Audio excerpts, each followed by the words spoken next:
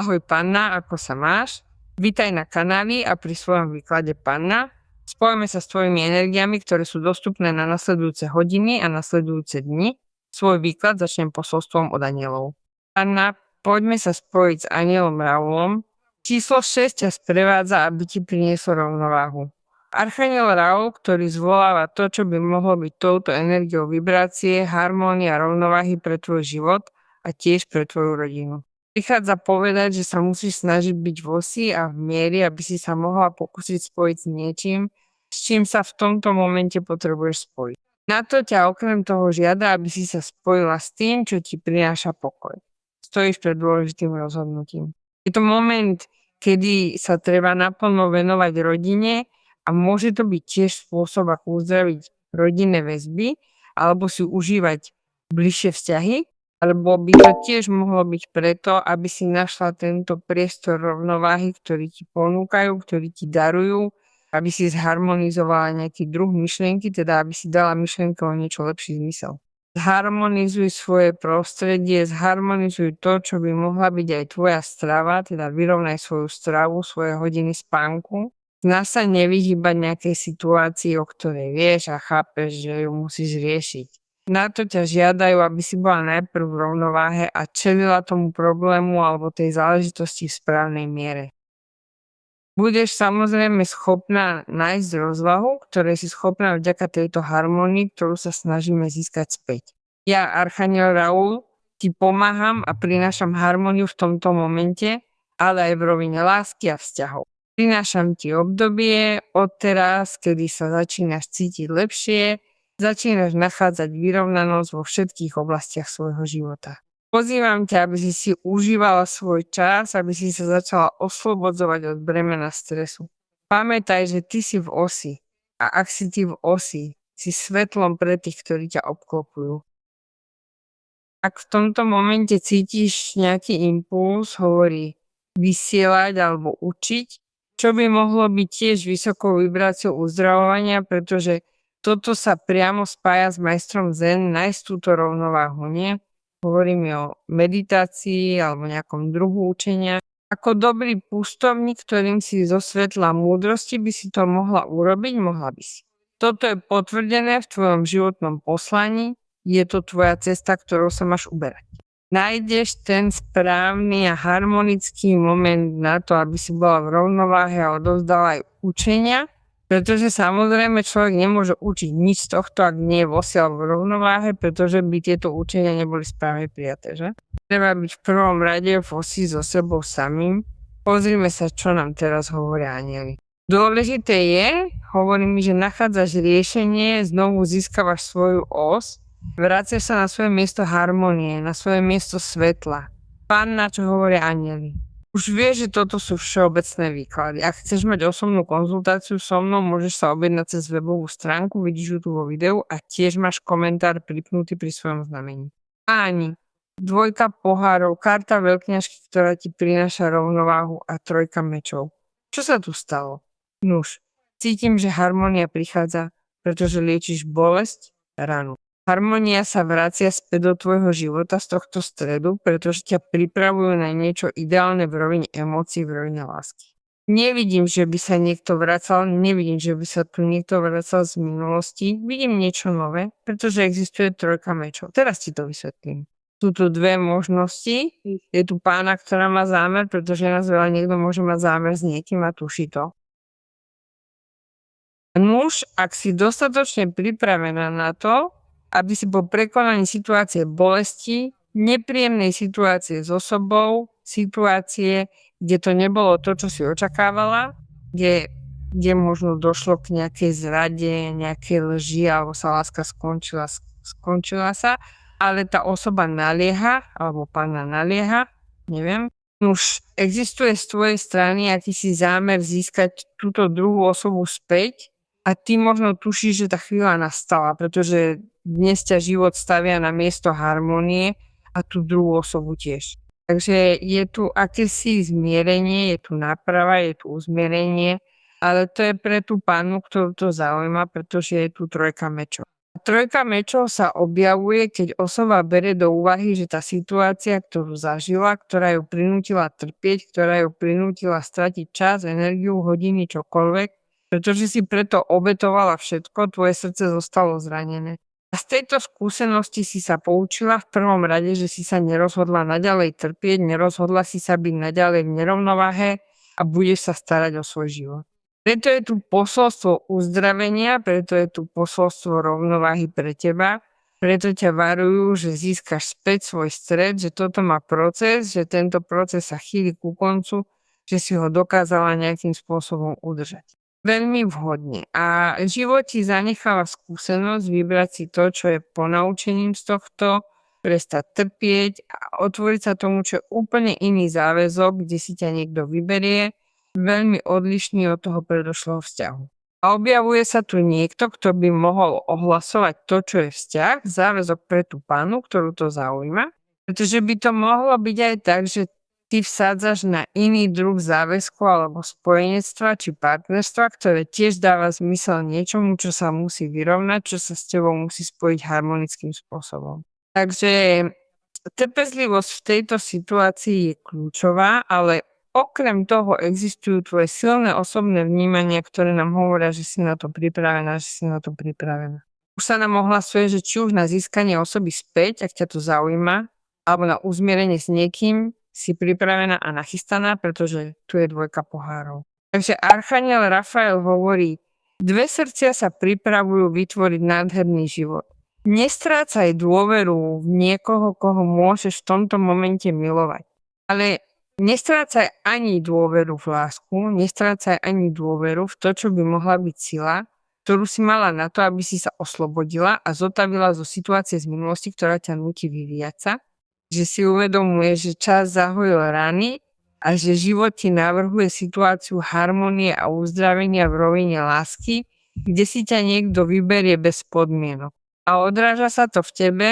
Dvojka pohárov je tiež karta, ktorá nám hovorí o spoločnostiach a priateľstvách.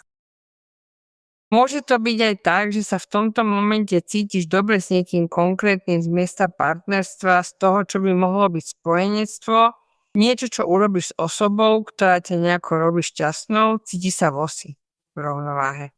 Pretože si tiež usporadúvaš určité dôležité väzby. Takže je to moment, kedy sa niečo deje s konkrétnym vzťahom, ktorý nemusí byť nevyhnutne partnerský, ktorý ťa robí veľmi šťastnou a je pre teba veľmi prospešný. Veľkňažka je karta, ktorá nám takisto hovorí o situácii, ktorú budete vnímať skrze múdrosť a naznačuje, že nastal čas, aby ste sa na veci pozreli s hlbším pochopením. Z miesta poznania, z toho, čo by mohlo byť aj veľmi zaujímavým momentom pre teba, pretože je to moment, ktorý ťa život nutí zamyslieť sa. Je to moment, kedy sú tieto odpovede samozrejme o tvojom vnútri a musíš ich počúvať. Chceš pokojnú lásku, chceš lojálnu lásku, chceš oddanú lásku a posielajú ti dvojku pohárov. Takže cítim, že veľkňažka sa objavuje, pretože si sa rozhodla oslobodiť od minulosti a povedala si v istej chvíli, nuž, radšej byť takto, sústredená na seba, zotavujúca sa, vyrovnávajúca sa, než byť závislá na niekom, kto v skutočnosti do môjho života nič neprináša. A život mi otvára možnosť spojiť sa s niekým, pretože všetko má svoj proces. Takže všetko súvisí so všetkým. Tu ti veľkňažka nejakým spôsobom hovorí o tom, že vieš konať s určitými poznatkami o tom, čo si prežila, ale hovorí nám aj o tvojej trpezlivosti, hovorí nám o všetkom, čo sa stalo v tomto období, o opozíciách, ktorým si musela čeliť. Toto čítanie je veľmi zaujímavé. Je to tiež moment, kedy viete, že veľkňažka vás s tým priamo spája, pretože nám hovorí, že bohatý vnútorný život vo vás vyvoláva veľkú potrebu pomáhať ostatným, čo je skutočne dôležité a inšpiratívne. Preto si bola pozvaná z toho, čo by mohlo byť tým momentom, aby si dala toto svetlo. Nemáš skúsenosti, máš vedomosti a niečo ťa charakterizuje, aby si to všetko nejako využila, pretože sa v niektorých aspektoch recykluješ. Takže je to dobrý moment na rozvíjanie toho. Existujú zmeny aj v rovine rovnováhy, keď sa objaví veľkňažka a toto posolstvo, pokiaľ ide o stabilitu v iných záležitostiach, ako to, čo by mohlo byť ekonomické, potom čo by mohlo byť momentom, kedy si nebola až taká v pohode, taká naplnená, taká v miery s touto situáciou. Tiež urobíš niečo terapeutického charakteru, nejaký druh techniky alebo niečo, čo samotná veľkňažka chce, aby si znovu získala túto rovnováhu, pretože to je to, čo veľkňažka robí. No a okrem toho ti veľkňažka v tomto momente veľmi pomáha usporiadať si emócie. Páň, karta smrti, karta cisára a karta 10 pentaklov. Ide o to, že dochádza k veľkej transformácii v súvislosti s mnohými záležitosťami. Áno alebo áno, cítim, že mnohí z vás sa oslobodzujú od minulosti, odstrihávajú sa od tých ľudí, situácií alebo podmienok, ktoré vám nedovolujú vyvíjať sa v tom všetkom a skutočne si začínate uvedomovať, že treba nechať za sebou všetko, čo už vo vašom živote naplnilo svoj cyklus. A nechať za sebou minulosť spôsobuje, že sa váš život brutálnym spôsobom obnoví a vy sa môžete zmeniť, ukončiť etapu aj s vďačnosťou a pripraviť sa na úplne iný nový začiatok istoty, stability a posilnenia, kde mi skutočne hovorí o bezpečnosti, že? Ty sa v tomto momente cítiš bezpečne alebo bezpečne, uvedomuješ si, že ak budeš naďalej pripútaný alebo pripútaná k minulosti, nikdy sa na toto miesto nedostaneš, že? Nikdy sa nedostaneš k 10 pentaklov, nikdy sa nedostaneš do tejto situácie absolútnej stability. Dostávaš príležitosť, aby si sa rozvíjala iným spôsobom a ty ju využívaš. Preto ti život daruje 2 poháre. Mať cisára je privilégium, pretože je navyše vedľa 10 pentaklov. Takže to, čo sa pre teba vynára, je možnosť otvoriť sa novým formám a novým spôsobom, ktoré ti život predkladá, aby si ty bez ďalších rečí mohla upraviť všetko, čo sa nespája s mocou, nespája sa s tvojou schopnosťou alebo tvojou potrebou poriadku, nespája sa s tým, čo by mohlo byť stabilnou prácou. Teda všetko sa začína meniť takým spôsobom, že tvoj život sa zorganizuje tak, ako ho chceš zorganizovať ty, z rovnováhy, vycentrovaná alebo vycentrovaný a tam začneš ty skutočne bojovať, aby si dosiahla zlepšenie vo všetkých aspektoch svojho života. Cítim, že niekto je veľmi, ako by som ti to povedal, je tu 2 poháre, je tu veľkňažka a je tu cisár. Je tu niekto, kto je tam tesne pred priblížením sa. Nie je milovanie v tajnosti, to správne slovo, ale je to niekto, kto sa ti chystá vyznať z toho, čo v tebe cíti, pretože tá osoba ti to ešte nepovedala. Cíti istú veľkú príťažlivosť, páči sa mu dosť. A ak je tu cisár, je to preto, lebo ťa tá osoba určite získa.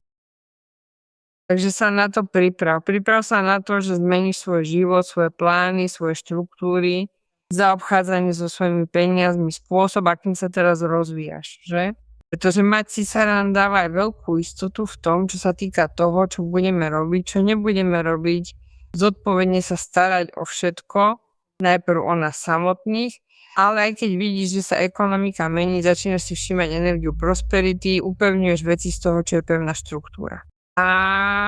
Amen, že je tu cisár. Takže vidím, že sa objavuje aj situácia v ekonomických záležitostiach, ktorá sa skutočne mení, pretože niečo dosiahneš, dobiješ. Teda niečo dobiješ. Ty si chcela dosiahnuť toto, ty si chcela dobiť túto úroveň bohatstva a robíš to doslova, ak budeš takto konať, že? Ak ideš touto líniou disciplíny, ale aj poriadku a organizácie.